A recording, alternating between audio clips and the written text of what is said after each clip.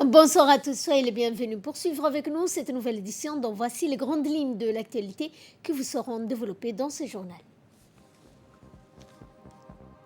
Le chef de l'État Ismaël Omar Guelleh a reçu le président du Somaliland, Moussa Bihi.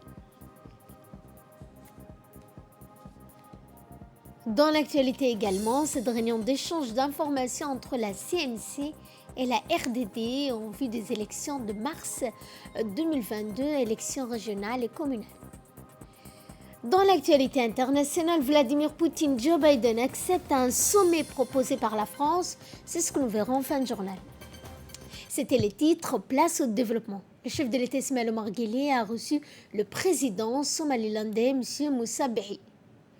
Arrivé ce matin à l'aéroport international d'Ambouli pour une visite de travail de 48 heures, accueilli par le ministre de l'Intérieur Saïd Nouh Hassan, en présence du ministre de la Communication Redouane Abdullahi Bahdoun, du ministre du Commerce et du Tourisme Mohamed Ouarsama Dirye. Eh bien, comme vous le voyez sur les images, le président somalilandais a été accueilli par Monsieur le ministre de l'Intérieur. Après avoir été reçu dans le salon VIP de l'aéroport, eh bien, le chef de l'État Ismaël Omar Guelleh a accueilli le président somalilandais au palais de la République. Séjour de travail de 48 heures a trait au renforcement des partenariats multiformes d'intérêt commun que les deux parties entretiennent dans plusieurs secteurs névralgiques dont le commerce, la sécurité. Cette audience entre le président de la République, M. Moussa Bihi, a servi de cadre à l'évocation de la coopération de partenariats stratégiques qu'entretiennent les deux pays dans le domaine de la sécurité, du renforcement de la paix et de la stabilité dans la région. Les discussions ont ensuite mis en lumière la nécessité pour les deux parties ayant en partage une frontière commune d'intensifier leur coopération sécuritaire, préalable indispensable à une intégration économique réussie. L'entretien en tête-à-tête entre le président Guelleh et M. Moussa Bihi a été notamment le moment fort de cette rencontre entre les deux chefs d'État. Et une réunion au Caire des travaux de la 32e conférence de l'Union interparlementaire arabe. Eh bien, cette 32e conférence auquel s'est joint le président de l'Assemblée nationale, Mohamed Ali Ahmed, aux côtés de ses pairs, pour parler de sujets importants touchant le monde arabe. Le président de l'Assemblée nationale a parlé du manque d'intérêt arabe pour la mise en œuvre d'une véritable solidarité arabe entre les différents membres de cette union pour relever ainsi les défis. Le président de l'institution parlementaire djiboutienne a ainsi exhorté ses pairs à promouvoir la démocratie et la bonne gouvernance pour un monde arabe moderne, inclusif, uni, capable de faire face aux défis multiformes. Le monde arabe a un grand rôle à jouer sur l'échelle internationale et plus ses membres seront unis, plus ils seront efficaces. Eh bien, dans son intervention, le président du Parlement, Mohamed Ali Ahmed, lors de cette 32e conférence de l'Union interparlementaire arabe, le président de l'Assemblée nationale a dans son discours exprimé ses regrets de constater le manque d'intérêt arabe pour la mise en œuvre d'une véritable solidarité arabe entre les membres de cette union pour relever ainsi les défis du monde arabe. La Commission nationale de la communication a tenu ce matin une réunion d'information à la RTD pour préparer les prochaines élections régionales et communales. Cette réunion a permis aux deux parties conduites par la vice-présidence de la CNC, Mme Souad Hussein, et de l'autre côté, directeur général de la RTD par intérim, M. Aden Abdi. Léo Cadre a permis aux deux parties d'échanger les points de vue pour une meilleure couverture de la prochaine élection régionale communale dans le pays.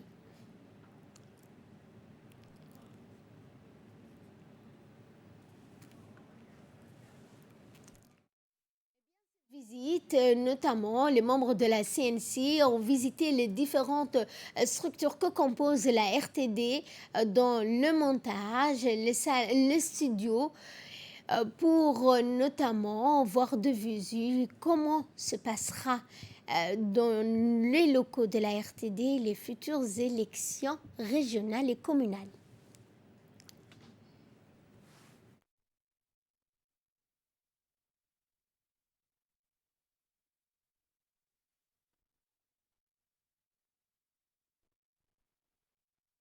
Et à cet effet, le directeur général de la RTD a fait une allocution dont je vous propose de suivre l'intégralité.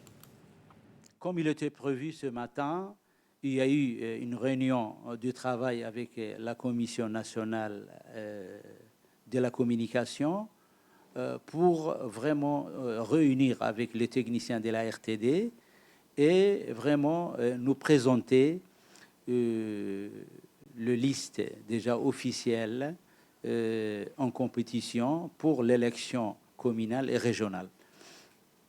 Cette réunion nous a vraiment permis d'échanger déjà les discussions pour vraiment construire déjà une vision commune sur la question de gestion des élections communales et régionales. Donc, la délégation prévenant de la CNC a été présidée par la vice-présidente Madame Souad, avec les différents déjà commissaires.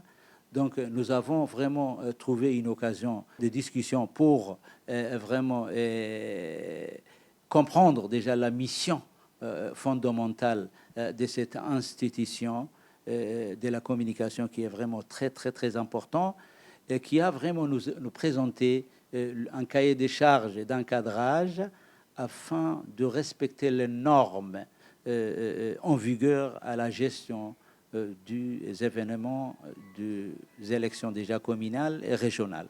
Donc, suite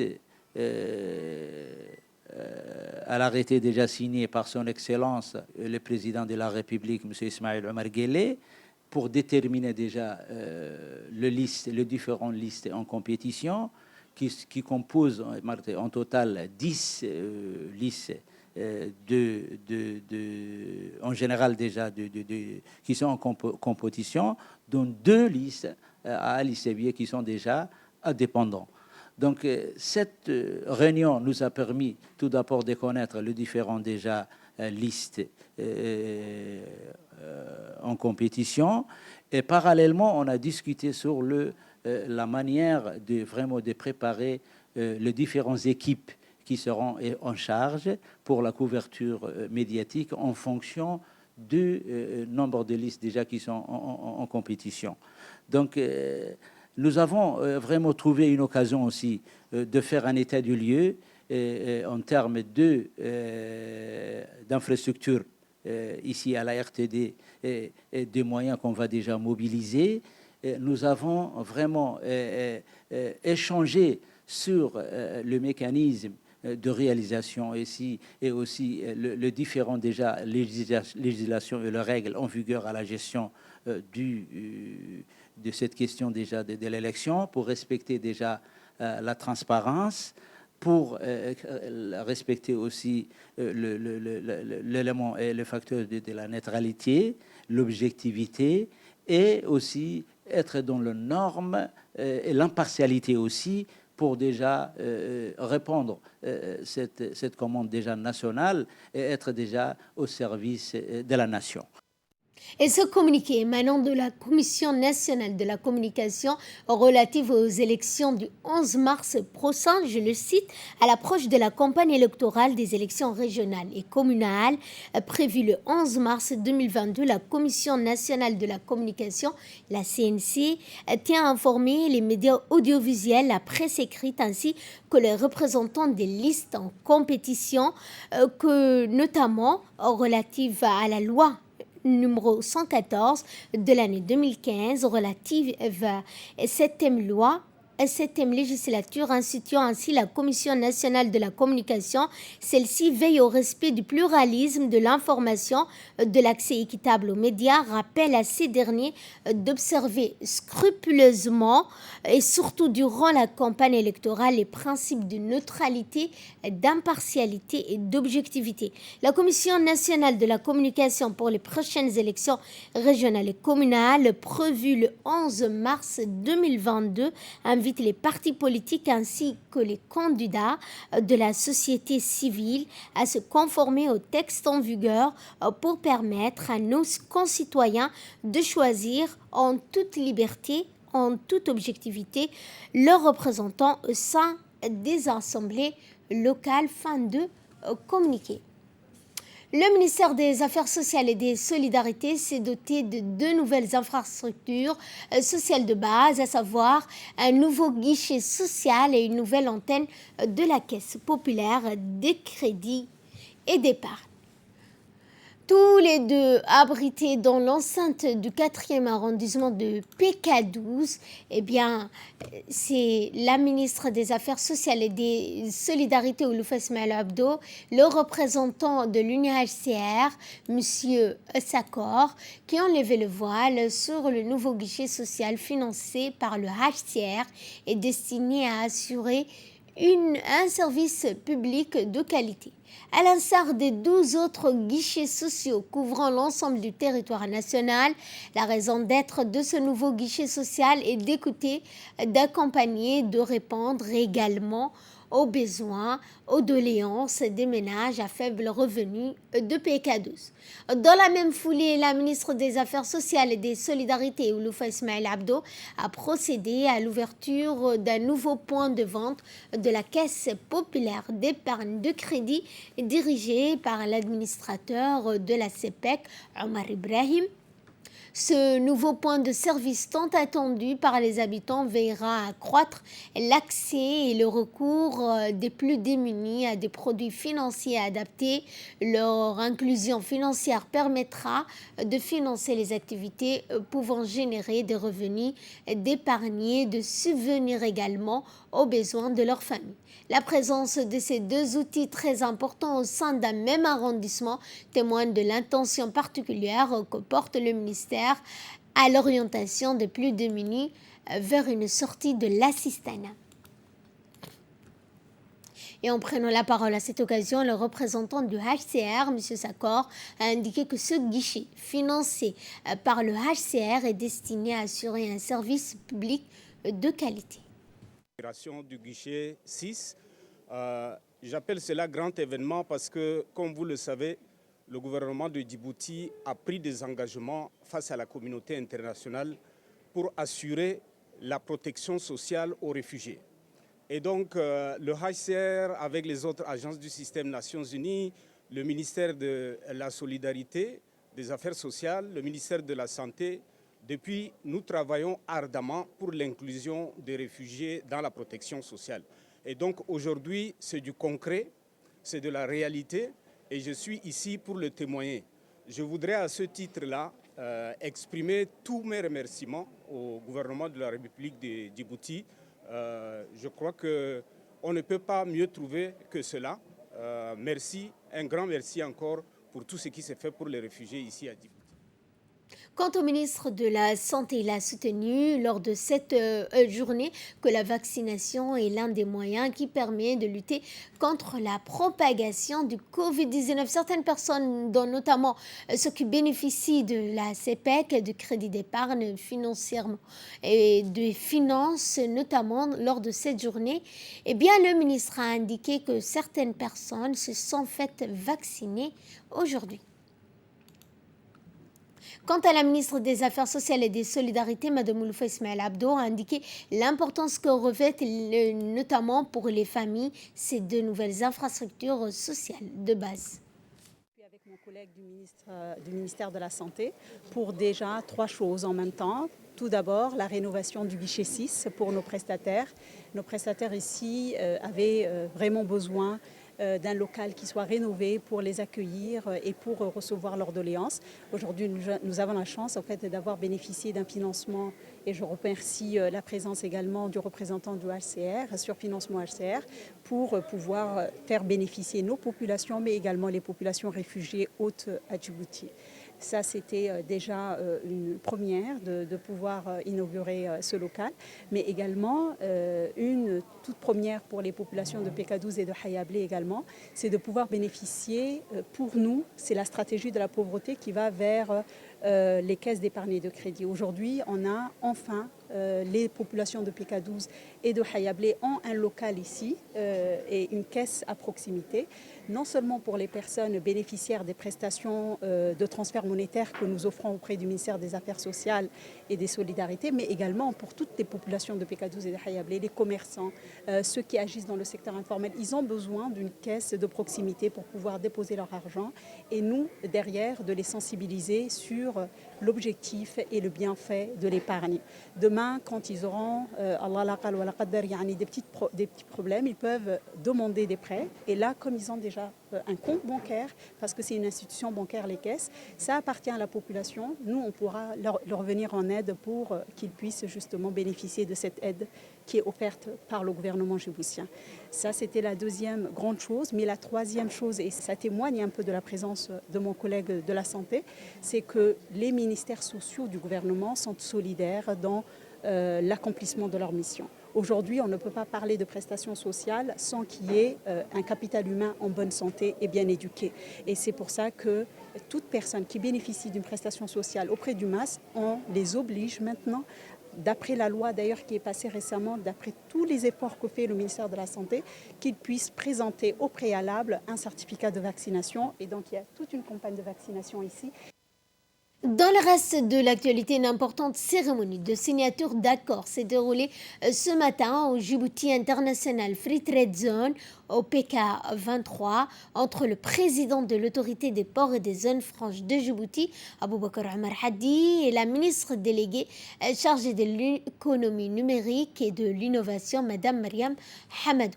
Accueilli à son arrivée par le président de l'autorité des ports et des zones franches, les deux parties ont procédé à la signature du document permettant à ce département ministériel de faire part de la feuille de route de son ministère pour un élan numérique plus prometteur.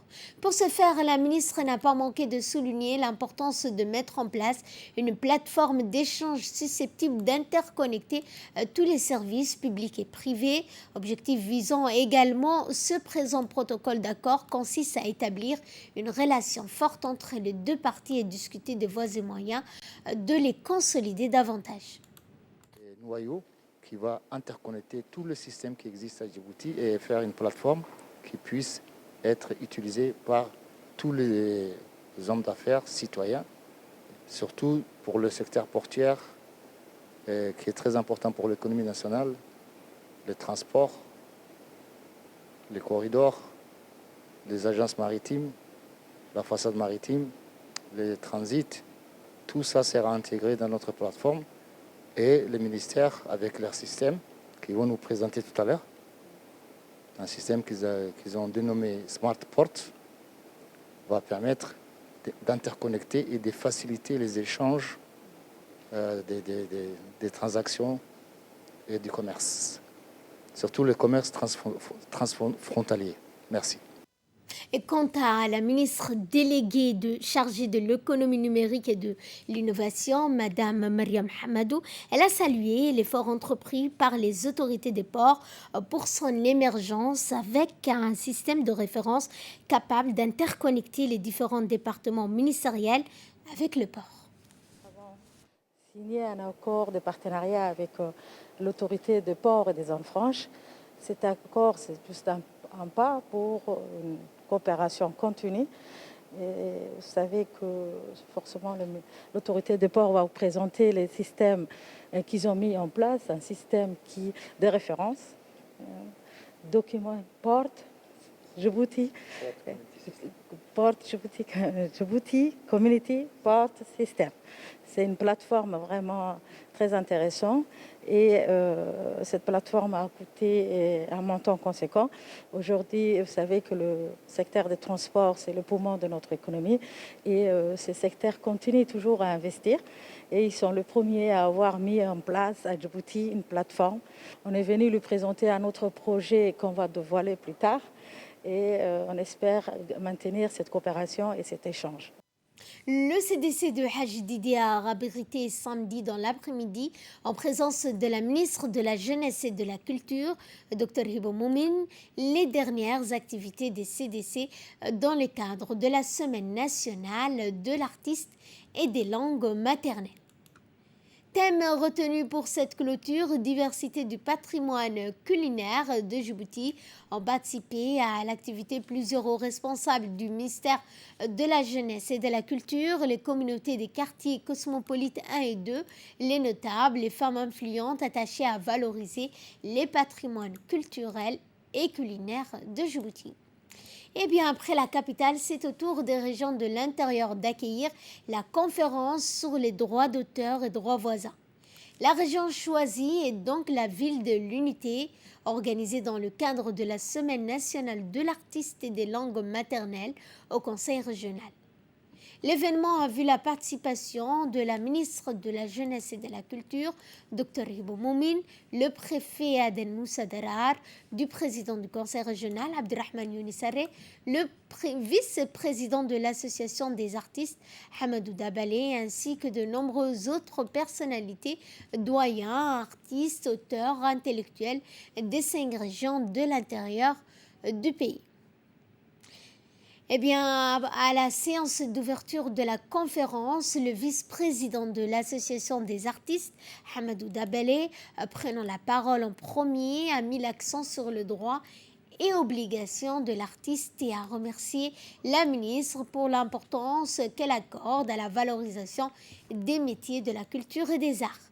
Le préfet a quant à lui souhaité la bienvenue à la ministre, mais également remercier notamment pour cette journée de l'artiste et de la culture d'être notamment célébrée dans la ville de l'Unité. Il a rappelé que le droit d'auteur touchait divers domaines qu'il fallait explorer pour vulgariser.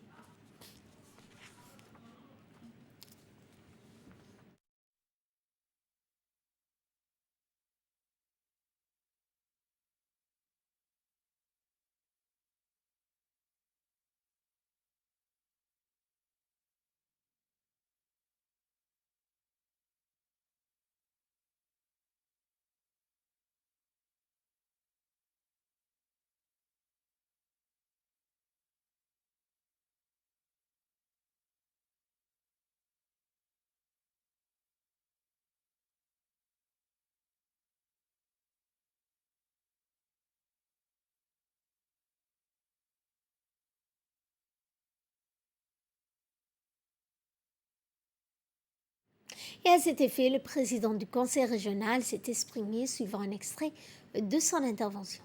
Je tiens à remercier le choix qui nous a été honoré par son Excellence Madame la Ministre d'avoir choisi aussi la région de l'Unité pour pouvoir rassembler tous les artistes des autres régions de l'intérieur. Ça aussi, c'est un très grand honneur et on ne peut que vous en remercier. Merci, Excellence. Je pense qu'aujourd'hui, nous sommes réunis. Bien sûr, c'est une action qui fait partie dans le cadre de la Semaine nationale de l'artiste et de langue maternelle, comme ça a été si bien précisé par le modérateur. C'est un atelier, bien sûr, ou bien, je ne sais pas comment vous allez l'appeler, une conférence sur la vulgarisation et la sensibilisation du droit d'auteur et du droit voisin. Quand on parle d'artiste, nous, ce qui nous venait directement de la tête, c'est quoi? C'est une personne, par exemple, qui chante. Tu vois, d'habitude, souvent, on dit usuellement les artistes sont les chanteurs. Donc, je pense que le champ lexical est beaucoup plus large de cela. Donc, il y a les interprètes, il y a ceux qui font les danses folkloriques, il y a, par exemple, les guitaristes, les musiciens. Vous voyez, il y a toute une panoplie d'artistes avec Hibo. Le fait qu'il y a aussi, je pense que le président de la République et le gouvernement pensent aussi à revaloriser l'artiste dans toutes ses dimensions, en créant bien sûr un ministère qui est en charge de la culture et de la jeunesse. Donc, et quand on dit souvent un peuple sans culture est un arbre sans racines, et je pense que le président a fait un choix judicieux en mettant la jeunesse et la culture ensemble. Donc, du moment que vous êtes le levier du développement économique de Djibouti demain, je pense que ça a été bien choisi et bien réfléchi de mettre ensemble, parce que vous devriez prendre le relais et d'apprendre même nos cultures et de valoriser nos langues maternelles. Et prenons la parole à cette occasion. La ministre de la Jeunesse et de la Culture, Dr Hibo Moumine, a mis l'accent sur les missions de son département axées sur la décentralisation du service public pour un meilleur travail de proximité. Chers, on peut dire, Ocariens, merci beaucoup pour l'accueil très chaleureux. Mon département est très enthousiaste à chaque fois qu'il a la possibilité de se déplacer et de venir dans les régions. Et on viendra et on reviendra parce que ce travail de décentralisation, c'est aussi le fait de pouvoir travailler régulièrement de proximité et de multiplier ce qu'on appelle le mission de travail pour faire la connexion entre la capitale et les régions de l'intérieur. Et donc c'est pour nous aujourd'hui une occasion dans la semaine de l'artiste et de la langue maternelle, de venir à Dikil, d'y rencontrer tous les artistes, auteurs des 5 régions. Et donc, merci Dikil pour l'accueil, région de l'Unité. Donc, les artistes de la région d'Arta, les artistes de la région de Tadjoura et d'Obok, les artistes aussi de la région d'Ali Sabié. Donc, ça montre à quel point nous sommes riches en artistes, auteurs, compositeurs, peintres, Inch'Allah nous espérons, cinéastes, sculpteurs, parce que la culture est large et les arts sont pluriels. Et donc actuellement, on a vu que les jeunes nous portent vers le fait de considérer tous les arts. Par exemple, il y en a beaucoup qui travaillent sur la vidéo, les cinémas. D'autres travaillent beaucoup sur ce qu'on appelle les arts plastiques, qui est donc tout ce qu'on fait avec le dessin, la peinture. Les arts dramatiques sont vraiment très importants, ce qu'on appelle nous les arts de scène. Là aussi, les comédiens, il faut leur redonner l'importance qu'ils ont dans la chaîne artistique. C'est très souvent les comédiens du théâtre qui deviennent aussi les personnes ressources du cinéma. Parce qu'ils maîtrisent ce qu'on appelle le jeu de scène. Et quand on va dans les CDC, on voit que nos jeunes sont très portés, sont demandeurs de ces arts de scène, que ce soit un one-man show qui va faire rire les gens, que ce soit de sketch, que ce soit de théâtre. Donc nous travaillons aussi pour faire revenir, faire renaître le théâtre populaire. Dans le cadre de la lutte contre le cancer, le Centre Hussein, en collaboration avec le FUNEAP et le Lions Club, a organisé un atelier d'information, de sensibilisation, de mobilisation sur la prévention des cancers gynécologiques qui a regroupé 60 femmes issues de la commune de Balbala le 20 février au complexe d'Ar-Rahma. Le FUNEAP et les médecins spécialistes des cancers ont donc animé cette journée. L'objectif de cet atelier était de mettre la lumière sur l'ampleur de la maladie à Djibouti, l'importance du dépistage précoce régulier, les moyens de prévention, de prise en charge disponibles dans le pays. Lors de cet atelier, les organisateurs ont exhorté toutes les femmes âgées de 25 ans à 65 et plus d'effectuer un frottis cervico-vaginal tous les 2 ans et une mammographie systématique tous les 2 ans à partir de 50 ans et plus. Les médecins ont rassuré en cas de maladie, une prise en charge médicale est disponible.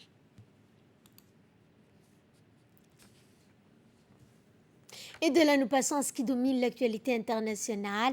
Concernant la crise ukrainienne, eh bien, Vladimir Poutine et Joe Biden acceptent un sommet proposé par la France. Le président français Emmanuel Macron a proposé dimanche qu'un sommet entre président américain Joe Biden et le président russe Vladimir Poutine puisse se tenir, a annoncé l'Élysée dans un communiqué. Le président français a proposé qu'un sommet puisse se tenir entre le président américain et le président russe, puis avec toutes les parties prenantes sur la sécurité et la stabilité stratégique en Europe, a indiqué le même communiqué. Le président français s'est entretenu une première fois avec ses homologues américains et russes plus tôt dans la journée de dimanche. Le secrétaire d'État américain Anthony Blinken et le ministre des Affaires étrangères Sergei Lavrov qui doivent se rencontrer le 24 février préparant le contenu du sommet. Le président américain Joe Biden a accepté le principe d'un sommet sur la situation ukrainienne avec son homologue russe Vladimir Poutine, mais la rencontre ne pourra avoir lieu qu'à la condition que Moscou n'envahisse pas l'Ukraine, a indiqué la Maison-Blanche. Et c'est sur ce point que ce journal touche à sa fin. Merci à vous de l'avoir suivi et excellente soirée à toutes et à tous.